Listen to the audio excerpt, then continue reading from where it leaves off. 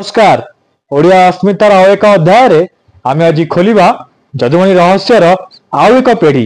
तेबे आज कहानी नाटा हेउची ठाकुर देखा।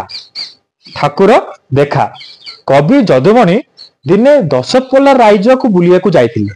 दशपल्ला राज्यर राजा थिले नरेंद्र देव।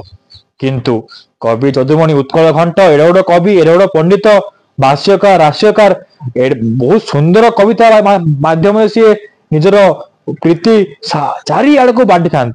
किंतु नरेंद्र देव जथा सम्मान जदुमणि को देले नाही। जदुमणि को टिके कथाटा खराब लगिला। तार किछि दिन परे दशपल्ला राज्यर राजा एवं जदुमणि तांको राज्य तैयारी हेतिबा नुआ जगन्नाथ मंदिर बुलेवा को तो जदुमणि को साथी नहीं गले। दुई जन जाक ठाकुर देखी मुंडियाडे मारिले। सेठी जदुमणि कायदा करी एक सुंदर गीतटे गाइले। कौन गाइले?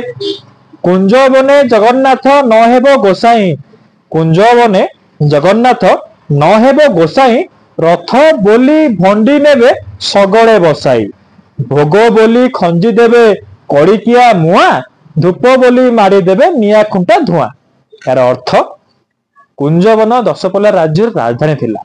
तो सेठी से जगन्नाथ को कहिले, हे जगन्नाथ तमे कुंजवन रे जगन्नाथ हबो नहीं।